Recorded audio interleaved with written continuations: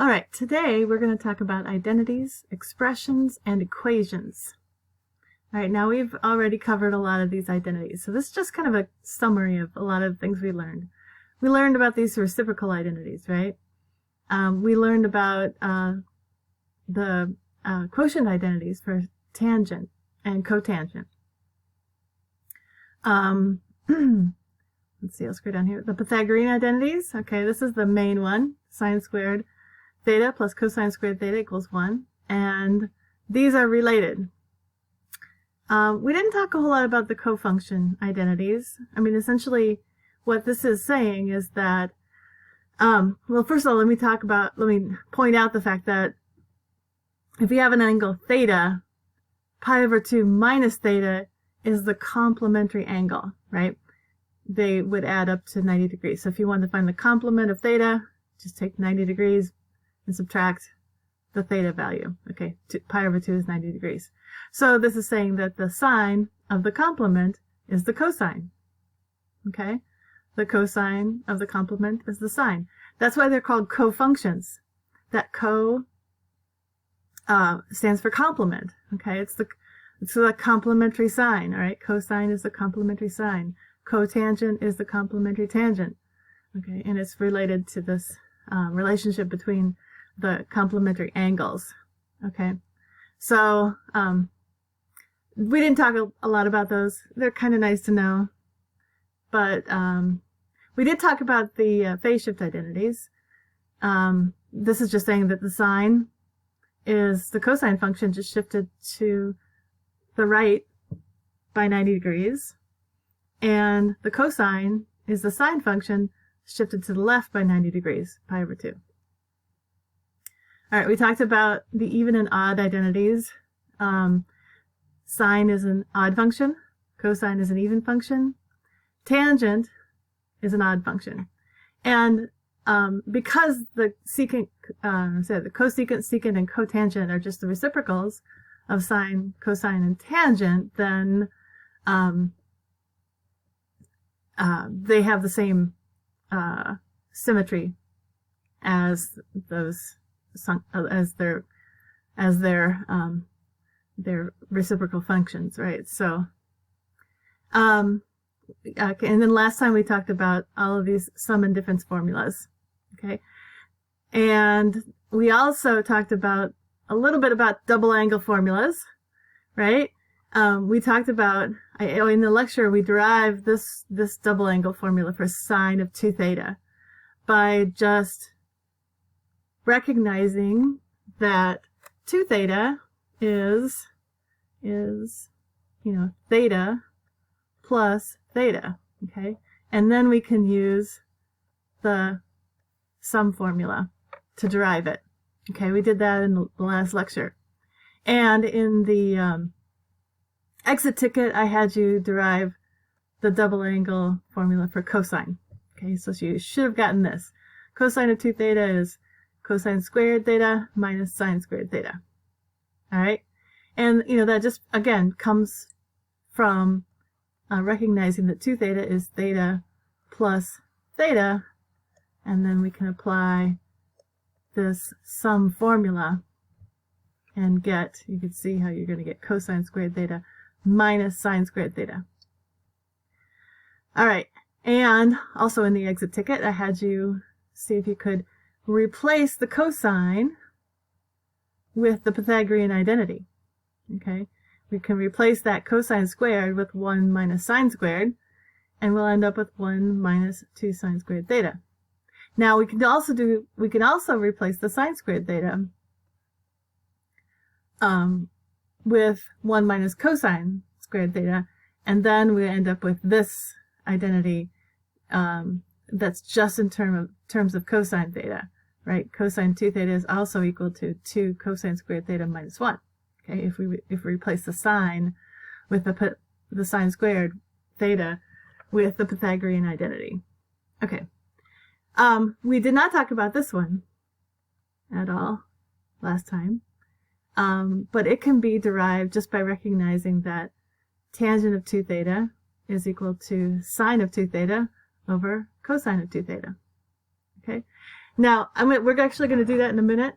But I wanted to just kind of give you an overview of all of this. This looks pretty overwhelming. There's a lot of identities to remember. So I kind of want to like pare it down for you. You definitely need to know these reciprocals. Know that secant is 1 over cosine. I'll highlight that for you. And this one, right? And this one. You definitely need to know those. Now, these other ones here on the right-hand side are just the reciprocals of each other. So this is really the same thing. So it's not like there's more to memorize. Okay, if cotangent is the reciprocal of tangent, then tangent is the reciprocal of cotangent. Okay, so if you know these three, then you should know the other ones. You should know they're the same thing. Okay, the other one you should probably know. You definitely need to know the tangent of theta is sine over cosine theta. Okay. Now again, cotangent is cosine over sine, but if you know that cotangent is the reciprocal of tangent, then the reciprocal of sine over cosine is cosine over sine. So you should know that one. This is another one. This is the only one of these Pythagorean identities that I memorize. And then I just recognize that if I divide everything by cosine squared theta, I'll end up with this identity over here, tangent squared theta plus 1 equals secant squared. If I take this Pythagorean identity and divide by cosine squared theta, sine squared theta, then I'll get the 1 plus cotangent squared theta equals cosecant squared theta. Okay, so I think you really only need to remember this one. This is the most important one. And it's good to know that these exist. I don't bother memorizing them, though. Now, these cofunction identities are nice to know. I don't bother memorizing them. It's kind of implied in the name, right? Cosine means the complementary sine. Cotangent means the complementary tangent. Okay, so it's sort of implied in the name, so I don't bother memorizing those. These I don't feel like I need to memorize either, because I can visualize what a sine function looks like, and I can visualize what a cosine function looks like, and I know that they're just 90 degrees out of phase with each other. So I don't really memorize it. I just know because I can visualize the graph of these functions. Again, the even and odd stuff, if I forget, I can visualize the graph. I know what even and odd symmetry means. And so if I can visualize the graph, then I can remember these symmetries, identities. So I don't really bother that. Now, with these sum and difference formulas, these will be given to you on an exam. Okay, so you do not need to memorize these. So let me just write that here. These will be given to you, at least, oops, guess I can't write with my highlighter. These will be given. Okay, so you don't need to memorize any of those. Now, you will not be given these double angle formulas. So you either need to memorize them, or you need to know how to derive them from the sum and difference formulas. Okay, so you will not be given these. But I have seen the final exam, and I know that at least one problem uses a double angle formula. So it doesn't hurt to memorize these for the exam. But if you don't, you will have the sum and difference formulas to fall back on. Okay, that's enough talk about all those identities. Let's get down to business here, and let's take a look at this tangent of 2 theta, and let's derive that double angle formula. All right, so what I'm going to do, first of all, is, okay, I know that tangent, just going to copy what's already up there. Tangent 2 theta. Now it says we're going to use the tangent of 2 theta is equal to sine 2 theta over cosine 2 theta. Now I already have identities for those, so I'm just going to copy those down. So the sine of 2 theta, if you look back at the list, the summary of all the identities, sine of 2 theta is 2 sine theta cosine theta. And cosine of 2 theta, look back at the list, and it's cosine squared theta minus sine squared theta. All right. Now, that doesn't look at all like the formula we're trying to derive. Okay, so let's just peek back at that. All right, if I go back here, this is the formula, whoops, that we're trying to derive right here. Okay, so 2 tangent theta over 1 minus tangent squared theta. Okay, well, let's see if I compare these two. All right, I see the 2. I got the 2 in the right place. I would like the sine cosine to somehow magically turn into tangent. And I would also like this to be 1 minus tangent squared.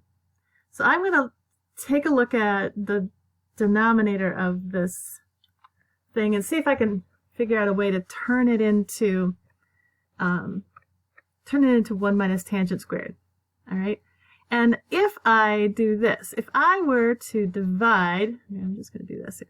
If I were to divide that numerator by cosine squared theta, I'd have it, right? Because cosine squared over cosine squared would be 1, and sine squared over cosine squared would be tangent squared. Okay, so I'm going to do this. I'm going to multiply the denominator by 1 over cosine squared theta, same as dividing the denominator by cosine squared theta. But I have to remember I can't just divide the denominator. I have to divide the numerator as well. So cosine squared theta. So I'm gonna essentially multiply both the numerator and denominator by 1 over cosine squared theta. Okay, so let's look at what that gives us. We get 2 sine theta. Now, one of these cosine squares is going to cancel with the cosine squared over here. All right? This cosine squared is cosine theta times cosine theta. It's just a shorthand way of writing that. So one of these cosine squared, one of these cosine thetas will cancel. All right? And I'm just going to end up with one cosine, one factor of cosine in the denominator if I cancel that. So I'm going to basically cancel that, and I'm going to cancel one of the cosines in the cosine squared. Okay? Ooh, look at that. That's tangent. All right. And then divide everything by 1 or multiply everything by 1 over cosine squared theta. So I used to have to use the distributive property. So I'm going to multiply each term by 1 over cosine squared theta. So cosine squared theta times 1 over cosine squared theta is just 1. And then I'm going to have sine squared theta over cosine squared theta. Okay, so now you can see what we got here. Sine over cosine is tangent. So we have 2 tangent theta over 1 minus, now sine squared theta over cosine squared theta is tangent squared theta. Tangent squared theta. And there we go. That's what we wanted to show. We wanted to show that 2 tangent theta is equal to, tangent of 2 theta is equal to 2 tangent theta over 1 minus tangent squared. Okay, you can peek back and make sure that's what we had. Yep. Tangent of 2 theta is 2 tangent of theta over 1 minus tangent squared. Okay, all right. Now, this next part is just a little bit of vocabulary, okay? Just understanding the difference between an expression, an equation, and an identity, okay? Because we're using the term identity, right? I just gave you that page with a bunch of identities. What the heck is an identity? Well, okay, so an expression is basically it's a mathematical statement with no equal sign. It's not even really a statement because it's not a full sentence, right? It's just an expression, right? It doesn't have an equal sign, all right? So expressions do not have equal signs. Equations, only equations have equals signs in them. So if you have a mathematical statement with an equal sign, it's an equation, okay? Now, an identity is a type of equation that represents a relationship that is true no matter what values are substituted, okay? And you already know some identities, obviously the trig identities, but I mean, this first thing over here, x plus y equals y plus x. That's essentially the commutative property of addition, right? That's an identity. This is the distributive property. 2 times x plus y, the quantity x plus y, is equal to 2x plus 2y. That's just the distributive property. And it doesn't matter what I put in for x and y, it will always be true. It will always be true. Okay? So, I can't put in a value for y and solve for x in an identity. Now, up here, if we can solve equations like these, 2x squared equals 8, you know, we could solve that for x. We could figure out the x value that works, or actually there would be 2, right? Positive and negative 2 would work, and make that statement true. Okay? The same way down here, if I give you an x value, you can compute a y value.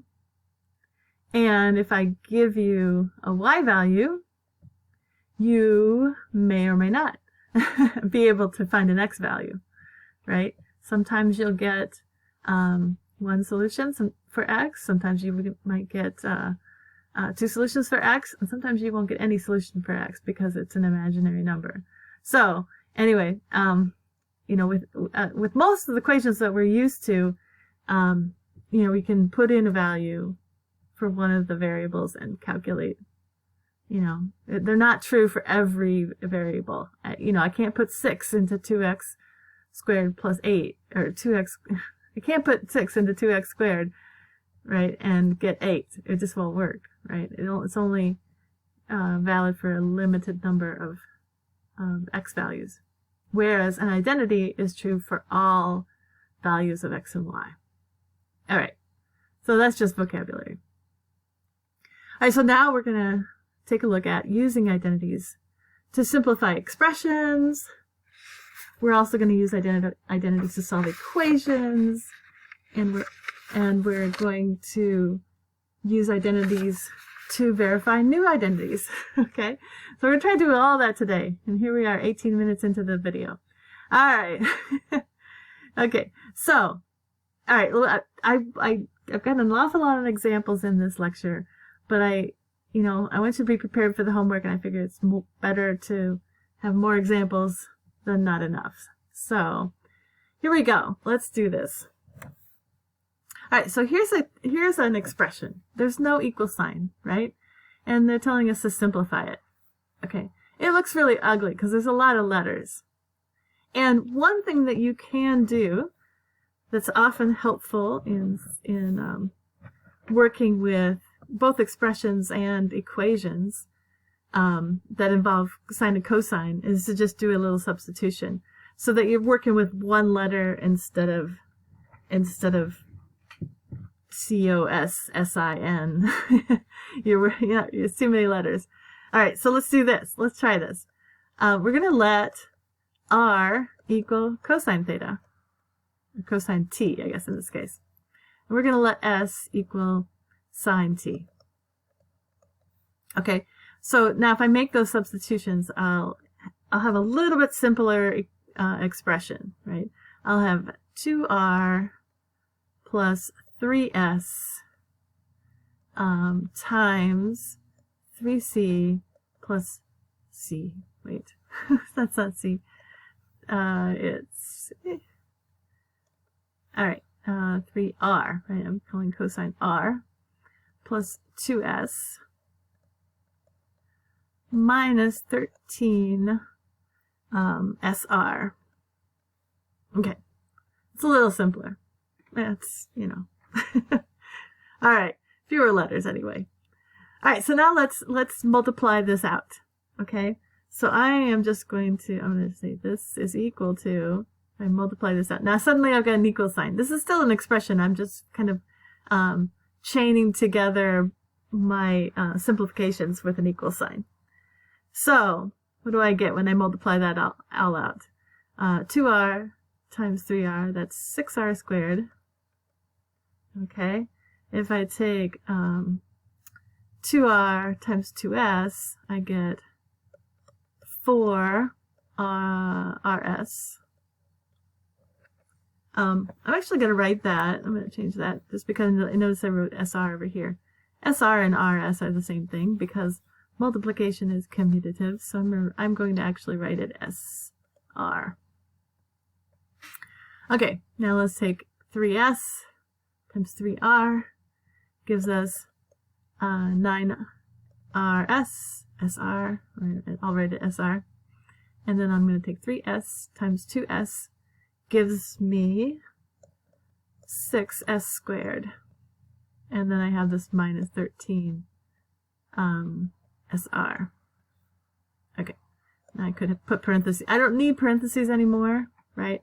I just I stuck them in there just so you recognize that this is the same thing as these two things multiplied together.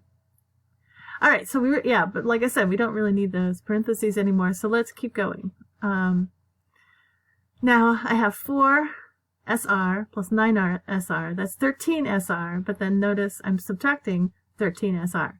So basically these will cancel, right? I'll have 13 SR minus 13 SR, so those go away.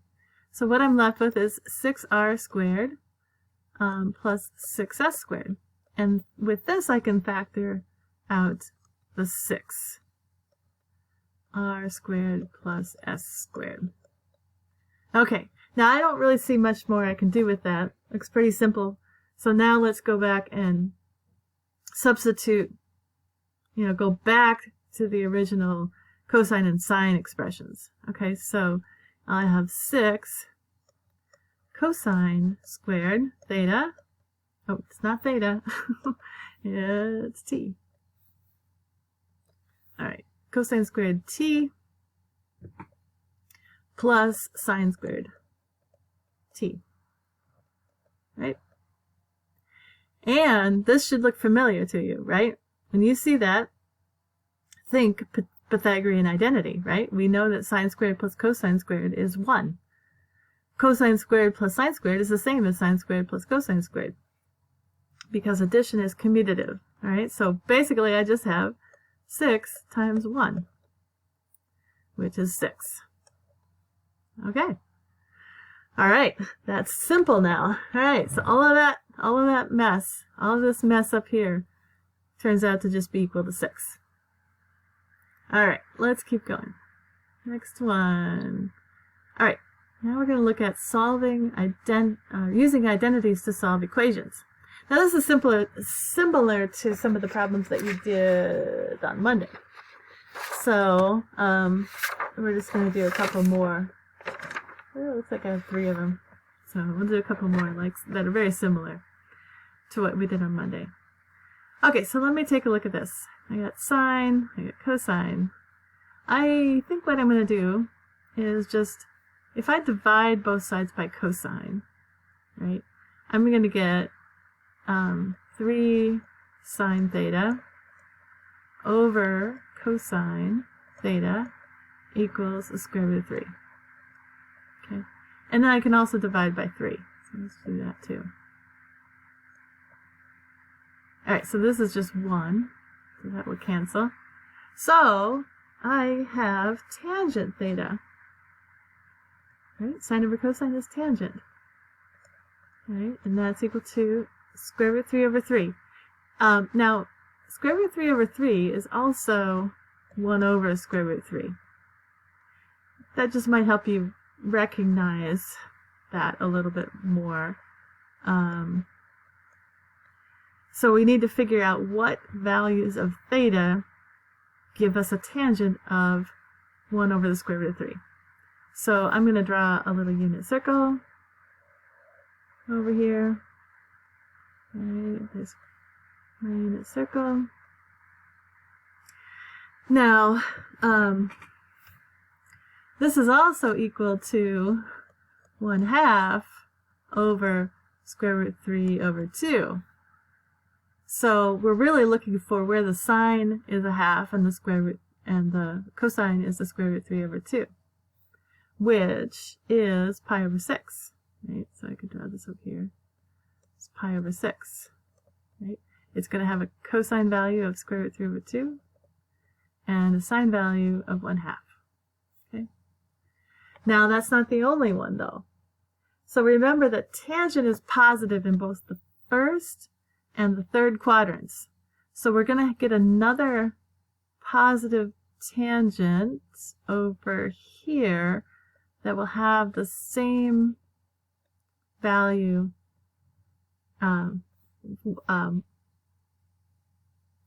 going to have the sine is 1/2 and the cosine is, well, the sine is negative 1/2, right? Because this is equal to negative 1/2 over negative square root 3 over 2, right? So we're going to get another one over here at 7 pi over 6, right? It has a reference angle of pi over 6.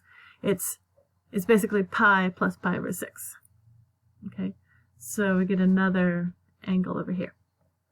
And that's it.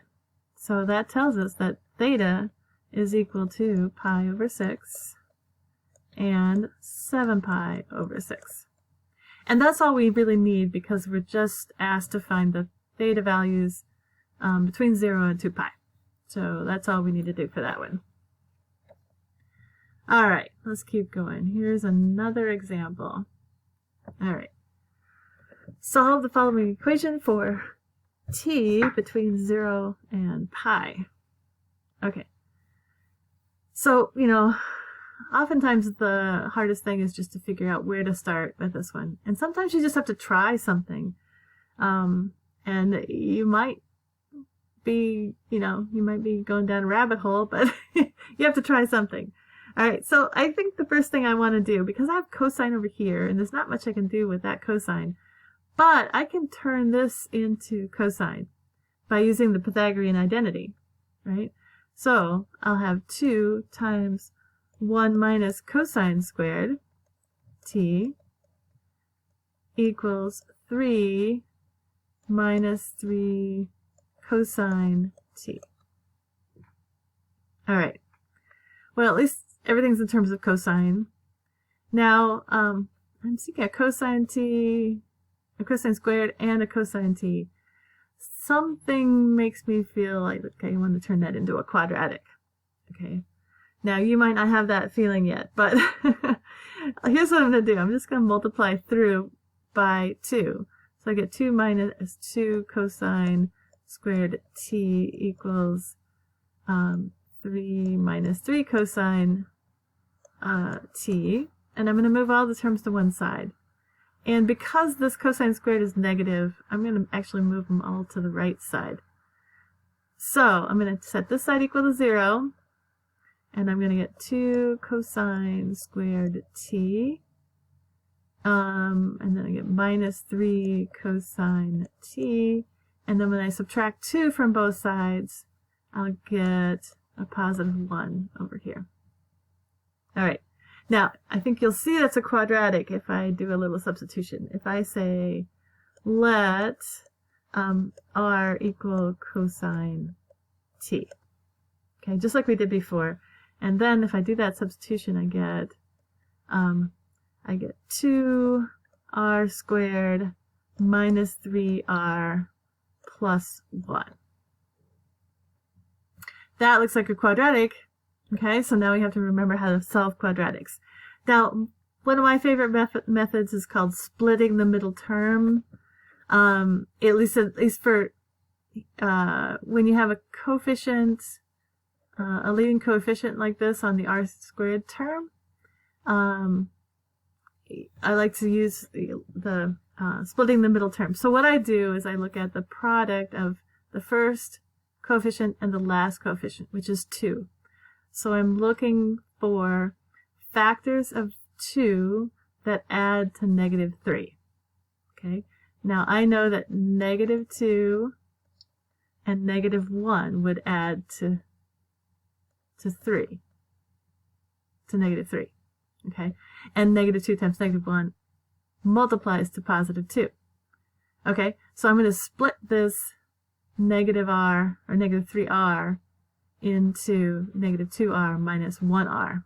Okay. And then I'm just going to copy down the rest. So I don't know if you have another way of solving quadratics like this, but that's my favorite way. And then what I do is I group the terms. Okay, so out of these first 2 terms, now I'm actually going to make this into plus the negative, and I'm going to group that, and I'm going to group those 2 terms.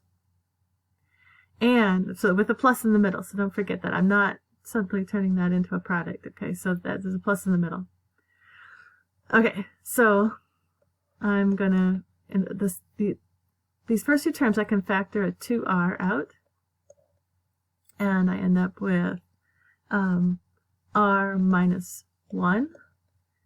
And the last 2 terms, I'm going to factor a negative 1 out. Negative 1 times, and this becomes r minus 1, because if I factor a negative 1 out of a positive 1, I'm left with a negative 1, right? Because negative 1 times negative 1 is positive 1.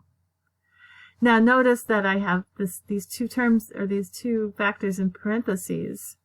I can actually factor those out front, you know, because I have basically 2 terms. This term and this term, I can pull the r minus 1 out front, and when I factor that out, I'm left with 2r minus 1. Okay. Now, what that's telling me now is that r is equal to 1 or 1/2. Okay. All right, so now we have to go back to remember our substitution.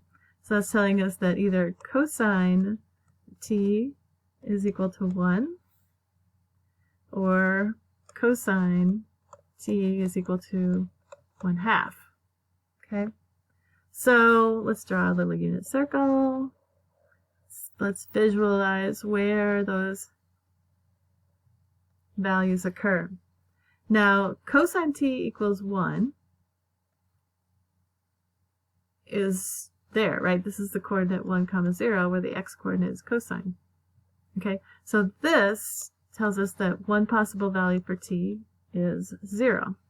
Okay, because that's the angle of 0. And we're only looking for angles between 0 and pi, right? We're only looking for those angles between 0 and pi. All right, and so then we want to know where is the cosine equal to 1/2. All right, so if we go over in the x direction by 1/2, we'll have an angle in the first quadrant there, right there. And you know that when the cosine is 1/2, then t is equal to pi over 3. That's the 60-degree angle. Okay, you gotta ask yourself, are there any more with a positive 1/2 cosine? Now, this obviously, if we were going between 0 and 2 pi, there would be one down here, but we're not. We only want the values between 0 and pi. Cosine over here in the second quadrant is negative, so that's not going to work. So it looks like we just got 2 values. We have t equals 0 and t equals pi over 3. And that's it. All right. Well, let's keep going here. Now I have an awful lot of examples. I can tell this is going to be a long video, but like I said, I would rather that you have more examples available to you than fewer. Okay, so, all right, let's take a look at this next equation. We want to find all the values of t between 0 and 2 pi that satisfy this equation. All right, well, okay, I'm seeing right here we have a double angle, right? So I would think maybe the double angle identity would be a good thing to substitute there, right? So I'm just going to write that over here. Double angle identity. Okay. Now over here, you should just keep the reference sheet out while you're doing your homework so that you can look back at all those identities that I have on the first page of the lecture notes. Okay, over here we have a phase shift identity. Phase shift identity. Okay. All right, so let's substitute. Let's do those substitutions and see what happens. All right, so if we substitute a sine of 2 theta, we get 2 sine, I guess it's t, sine t cosine t. Okay. Over here, can't do anything with square root 2, but you know that the sine of t plus pi over 2 is just the cosine. Okay, that's the phase shift identity. Okay, now that makes it a lot easier to work with because we're doing sine and cosine of the same value, t, just t, not 2t or t plus pi over 2. Right? Now we have everything in terms of just sine of t, which makes it much easier. Now, you have to be careful because you cannot just divide both sides by cosine. Do not do that. Do not divide both sides by cosine because cosine could be 0. Okay, so what we're going to do, I think there was a problem on Monday that was similar to this. I'm just going to subtract the square root 2 times cosine t from both sides. Okay, so we're going to get 2 sine t cosine t minus square root 2 cosine t equals 0. And now we can factor the cosine t out. So cosine t, all right, we're going to factor it out. So we're left with 2 sine t minus square root 2, okay, equals 0. All right, we have two factors equal to 0. We can use our zero product property. We know that if we have two factors multiplied together and they're equal to 0, one of those two factors has to be 0, right? So we know that cosine t, cosine of t has to be equal to 0, or 2 sine t minus the square root of 2 equals 0, okay? And we're going to solve both of those to get all the possible values for t. So, all right, let's draw the unit circle so we can visualize some of this. All right, here's my little circle. And where is the cosine equal to 0? Okay, and again, between 0 and 2 pi. That's what we were looking for. Well, we know cosine is 0 up here at pi over 2. We know that cosine is equal to 0 down here at 3 pi over 2. All right, so those are two of our values. T is equal to pi over 2 or 3 pi over 2. Okay, those values for t would satisfy that original equation. All right, and that's it between 0 and 2 pi. Now for this other part, we have to rearrange it a little bit. So we get 2 sine t equals the square root of 2. So sine t is equal to square root 2 over 2. And you recognize that, oops, I forgot my t. That's a 45-degree angle, right? So over here, we're going to get pi over 4. But we want all of the angles that have a sine of positive square root 2 over 2. So there's going to be another one down here in the fourth quadrant, okay, that will have a positive sine value. Whoops, hang on a minute. That has a negative sine value, doesn't it? Did I do something wrong? Ah, yes, I think I did something wrong here. Okay, so I have to go back. Yeah, because there's no way that has a positive sine value. I got to rescan my notes. because that is not correct. Because I want a positive sign, and sine is a distance above the x-axis. Okay, so it's actually going to be over here, right, at 3 pi over 4. Right, that's going to have the sine value, right, distance above the x-axis, the horizontal distance, right, of positive square root 2 over 2. Okay, so that's, we get t is equal to pi over 4 and 3 pi over 4. Okay, so those are all our answers. I'm just going to go ahead and just circle both of these so that I can indicate that any of those t values will satisfy the equation. Okie dokie, let's see. Alright, last topic that we're going to talk about here is just verifying new identities from old identities. Okay, now this is getting into mathematical proofs. You're trying to prove that a new identity is true. So it's different from solving a regular equation. You cannot verify an identity by adding, subtracting, or dividing both sides by the same expression. Okay, because what you're doing, if you do that, is you're assuming that it's true, and you do not know that it's true. So if you take an identity like this first example here, where it's saying they're asking you to prove, to verify this identity, secant t times cotangent t equals cosecant t. This equal sign is not an equal sign in the traditional sense. All right, this equal sign is more of like a equal with a question mark over it. You know, we're asking, is this true? Can you prove to me that it's true? So I can't treat it like an equal sign where I can't just divide both sides by secant t or something like that. I can't do something to both sides. I have to work either on one side or the other. Okay, so let's do this. Let's change everything into sine and cosine. I think it's just easier to work with sine and cosine.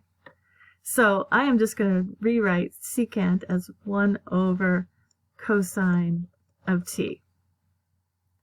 And I'm going to write cotangent as cosine of t over sine of t. Okay, now I'm going to leave the right-hand side alone. I'm not going to do anything to the right-hand side because I don't know that that's equal. In fact, I'll put a little question mark right here. I don't know that it's equal. So I'm not going to treat it like a regular equal sign. Okay, I'm just going to leave that right-hand side alone. Now, you can see that, now, first of all, you should know that secant is not defined at certain values where cosine is 0. So what I'm going to do is I'm going to cancel these cosines, and you might say, well, I thought you couldn't do that when cosine is 0. But by the nature of the definitions of secant, cotangent, and cosecant, there are certain values that, are implied to be undefined. Okay, so we're not going to worry about those undefined points. All right. So, because secant is undefined wherever cosine is 0. All right, so that's why I can do it here. I can cancel those. All right, so what do I have left? I have 1 over sine of t is equal to, I'm going to put a question mark on it, cosecant of t. Now we know that the definition of cosecant is 1 over sine, so I can rewrite this as cosecant of t equals cosecant of t. Now that's equal. All right, so we've done it. We've proved it. And when you prove something, you can write QED, which means quo erat demonstrandum. Okay, it's Latin for what was to be shown. right? That's how mathematical proofs end, is with that. That's a traditional ending to say that, okay, all right, that's what I wanted to prove, and I got it. So, yay. So another, I think, more modern is to put a little smiley face. All right, because we like to prove what we were trying to prove. So, all right, let's go to the next one. All right, more verifying identities. So here we have sine times tangent plus cosine equals secant. Okay. Well, again, I'm just going to pick one side or the other to work on. I can't work on both sides. I have to pick one side. And then usually it's easier to start with the more complicated looking side. I really don't know what to do with secant t other than just turn it into 1 over cosine. And I don't see where to go from there if I were to start on the right-hand side. But if I start with the more complicated side, it's usually easier. So what I'm just going to do is just, a lot of times it helps just to write everything in terms of sine and cosine. So I'm just going to leave this as sine t, but I'm going to take tangent and I'm going to turn it into sine of t over cosine of t. And then I can leave this cosine alone. Okay. And we're trying to prove if that is equal to secant. Secant of t. So, all right. Well, I have two terms. If it'd be nice to combine them. You know, I can turn this sine of t times sine t over cosine t into sine squared. So why don't I do that? I'll just write this as sine squared of t over cosine of t. But in order to combine it with this other cosine t, it'd be nice to have the same denominator. So what I'm going to do is I'm going to take this cosine of t and multiply it by cosine t over cosine t. Okay. So then I have two terms that I can combine because they have the same denominator. And cosine t times cosine t is cosine squared t. So what I will end up with, if I add the numerators, I'll end up with sine squared of t plus cosine squared of t. Now I'm adding these two fractions because they have the same denominator. I just add the numerators and I keep the denominator the same. Right? So this is over cosine of t. Now I can see I'm not carrying down my little secant. I'll just write it off to the side here. Secant t. So that's what I want to try to prove. All right. Hey, look at that.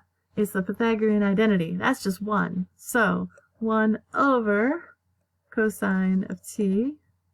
Is that equal to secant t? Yes, it is. So by the definition of secant, I can replace 1 over cosine with secant of t equals secant of t. Q, E, D. Boom, we got it. All right, another one down. Let's keep going. So, you know, like I said, I'm going through this, and you know, the biggest struggle though with solving these is just where do I start? Where do I start? So I'm trying to walk you through this, my thought process of what I'm thinking when I do this, and it takes some practice. It takes some practice to figure out where to start, to figure out what to do on these. Okay, so I'm looking at this. I would say the left-hand side again looks more complicated than the right-hand side. So I'm going to start on the left-hand side. I see there's a common factor of cosine x. So, and I also see when I factor that out, I can tell I'm going to get something good. So let's see. This becomes cosine of x times 1 minus sine squared of x. And you will start recognizing that. Okay, I'm going to make a little question mark. Cosine cubed x. Okay. You will start recognizing this. This is the Pythagorean identity. rearranged, all right? Because I know that if I rearrange the Pythagorean identity, cosine squared of x plus sine squared of x equals 1, okay, if I just subtract sine squared from both sides, I get cosine squared of x equals 1 minus sine squared of x, all right? And so I can replace 1 minus sine squared of x with cosine squared of x. Right, so I'll end up with cosine of x times cosine squared of x.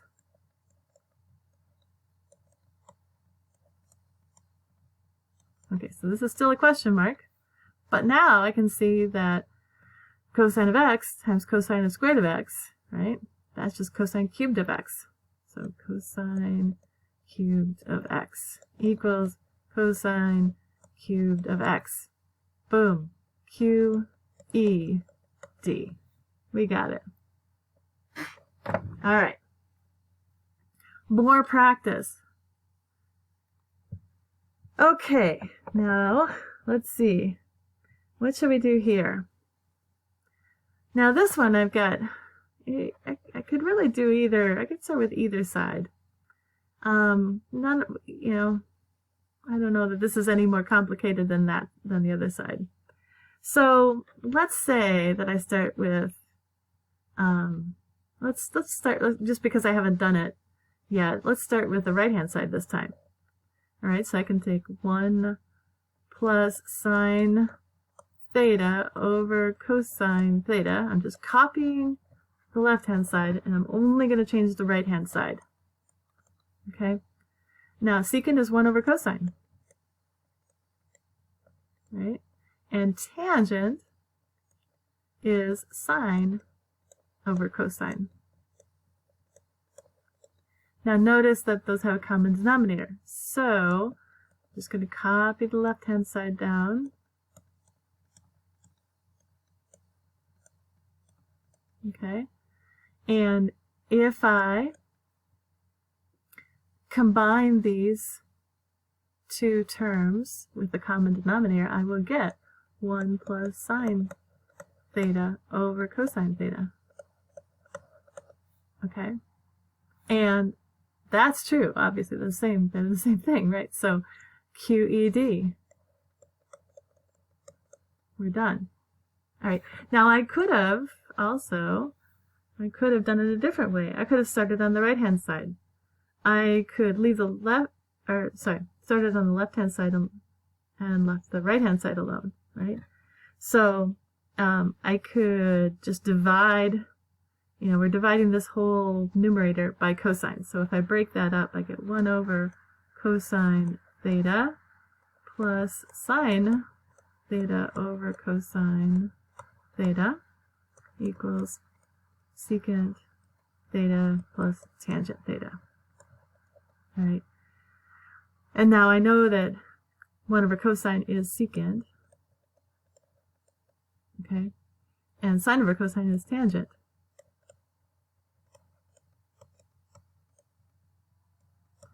All right. And there you go. Theta. Right? So I've proved it. This one I didn't know yet, but here, definitely these are the same. Q, E, D. Okay, so I just wanted to show you that you could start with one side or the other. You just can't work on both sides at the same time. All right. So remember that. All right, let's do a little more tricky. This one's a little more tricky. So let's take a look at this one. Now, this is where the Pythagorean identity comes in handy. All right. Now let me just make a little note over here to the side. So remember, okay, here's the Pythagorean identity. Sine squared of x, I'm going to use x just because this problem uses x, plus cosine squared of x equals 1. I can rearrange it as cosine squared of x equals 1 minus sine squared of x. All right? And this is a difference of two squares. All right? So I can also write that as cosine squared of x equals 1 minus sine of x times 1 plus sine of x. Okay? And I'm writing that for a reason, because here I'm seeing 1 plus sine of x, 1 plus sine of x. And I'm seeing a cosine in the denominator over here. And I know that I can't combine these two terms. I only have one term on the right-hand side. I've got two terms on the left-hand side, so I'm going to probably have to combine them in some way. The only way to combine them is to have a common denominator. And I can turn this 1 plus sine into a cosine if I multiply it by, well, it's not a cosine, but it's going to, as you'll see, it'll be a cosine squared. All right, so I'm going to multiply by, essentially, we sometimes call the conjugate. So if I multiply both sides by 1 minus numerator and denominator, not both sides, but numerator and denominator of this first term, by 1 minus sine of x over 1 minus sine of x. Okay, if I do that, you can see I get 1 minus sine of x times 1 plus sine of x. I'll end up with 1 minus sine squared of x, which is cosine squared of x. Okay, so let's do that. All right, so if I do that, now I'm also going to just distribute this cosine. So I'm going to get cosine of x. I'm just distributing it because I'm multiplying the numerator 1 times 1 minus sine of x.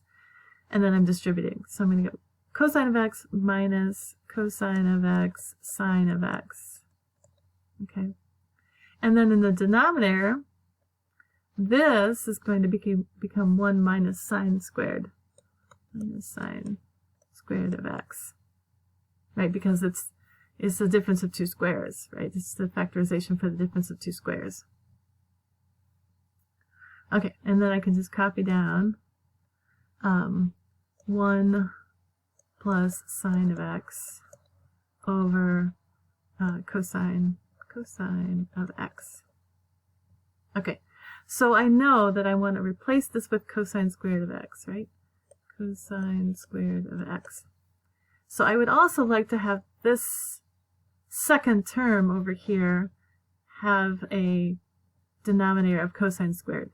So I'm going to multiply by cosine of x over cosine of x. Okay, all of this has to be, we're checking to see if it's equal to 2 secant of x. Okay, so let's do that. We got cosine of x minus cosine of x sine of x over cosine squared of x, right? And replacing 1 minus sine squared with cosine squared. Over here, I've got, now I'm going to distribute the cosine, right? So I'm going to get cosine of x plus cosine of x sine of x, right?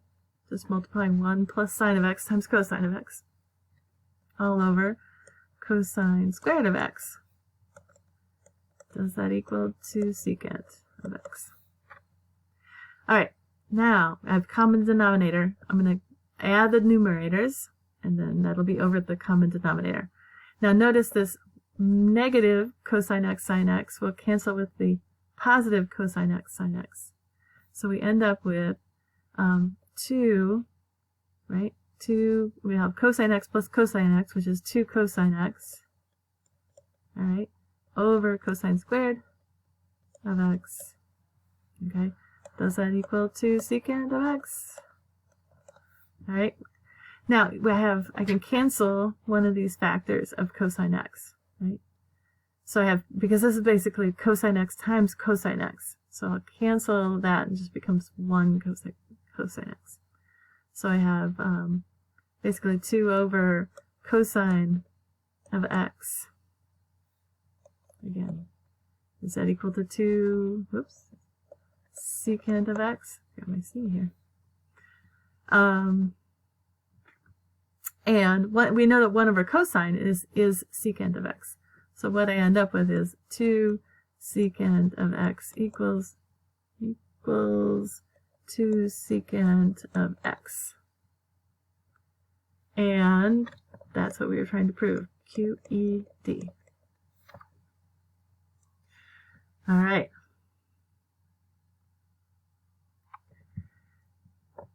Now, here's another one. Now again, here I've got 1 plus cosine x. And I want to turn that into a sine over here, right? On this side I have sine. So that makes me think I want to use the Pythagorean identity and multiply this side times 1 minus cosine of x over 1 minus cosine of x. Because when I multiply those denominators, I will get 1 minus cosine squared of x, which I can turn into sine squared of x. Alright, so let's multiply this out. I'm going to only work on the left side again. So I get sine of x minus cosine x sine x over 1 minus cosine squared of x. Okay, and I could copy this down. 1 minus cosine of x over sine of x. That's what I'm trying to prove. I don't know yet. Doesn't quite look like it yet, but we'll see. Alright, so now, the reason I did that is because I want sine in the denominator over here, because I want it to match the other side. So, let's do this. Let's rewrite it as, well, you know, actually, I don't think I necessarily needed, see, because I want 1 minus cosine in the numerator over here. I had 1 minus cosine, so I think actually I'm going to go back to that factored form. I'm just going to make it 1 minus cosine of x times sine of x. Okay. If I had just multiplied those without distributing, I would have had that. Over here, I'm going to have, or in the denominator, I'm going to have sine squared of x. All right, 1 minus cosine of x over sine of x. Now you can see I've got 1 factor of sine x in the numerator. I have 2 factors of sine x in the denominator, so I can cancel one of them. I'm going to get rid of that squared. And what I have left is 1 minus cosine of x over sine of x. And that is indeed true. It's true that that is equal to 1 minus cosine of x over sine of x. Q, E, D. All right. Look at this one. All right. All right.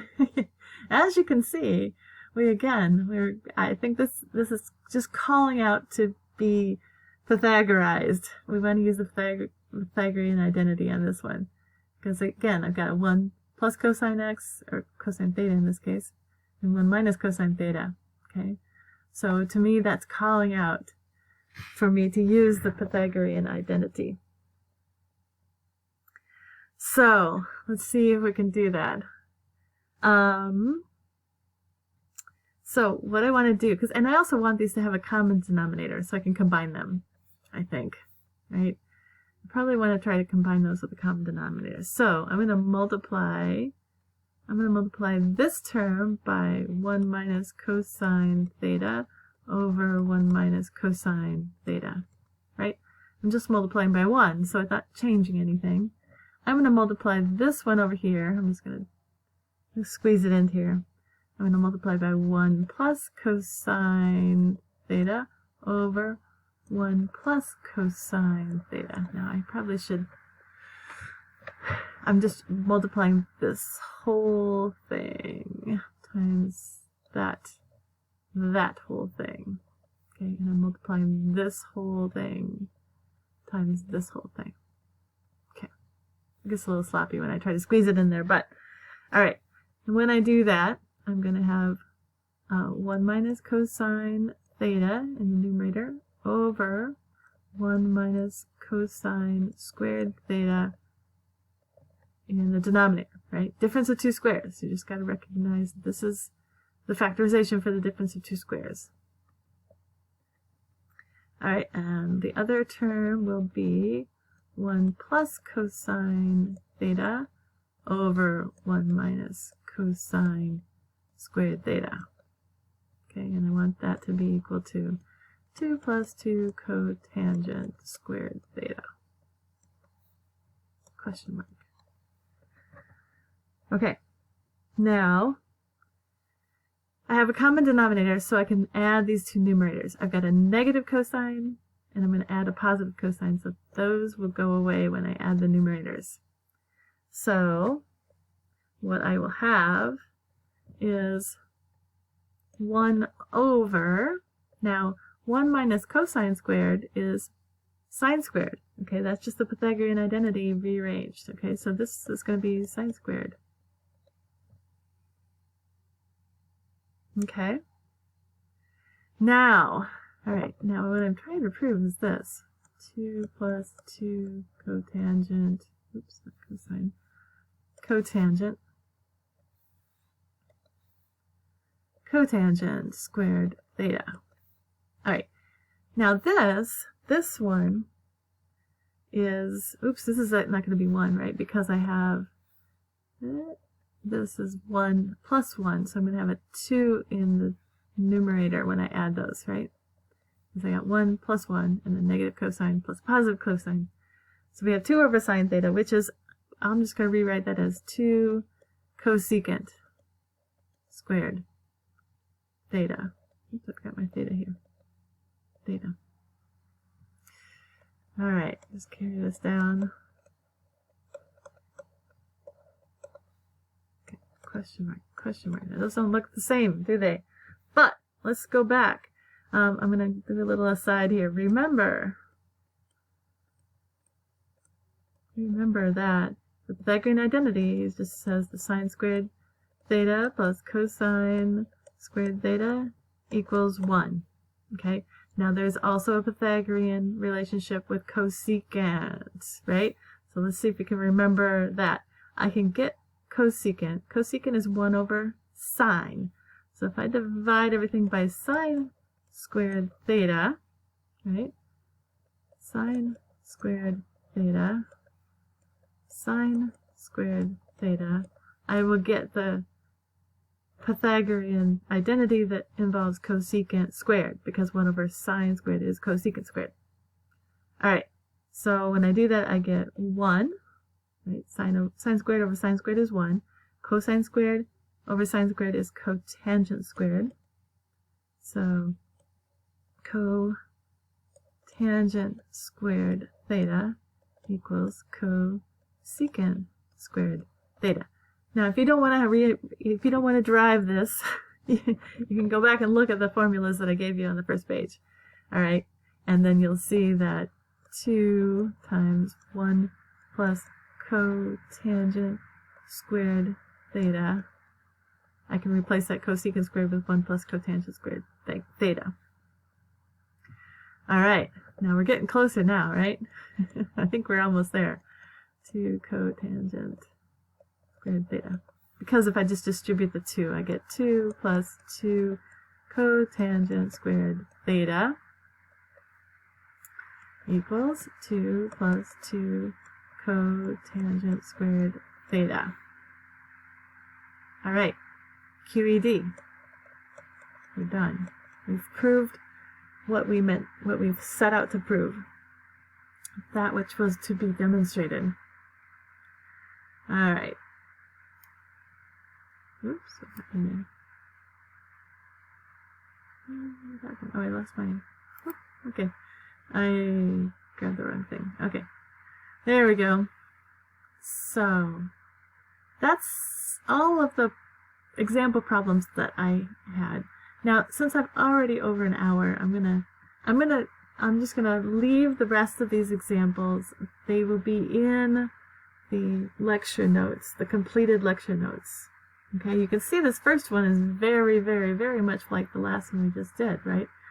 We had 1 over 1 plus cosine and 1 over 1 minus cosine. Here we have 1 over 1 minus sine and 1 over 1. So there's probably going to be a similar approach for this one as the last one.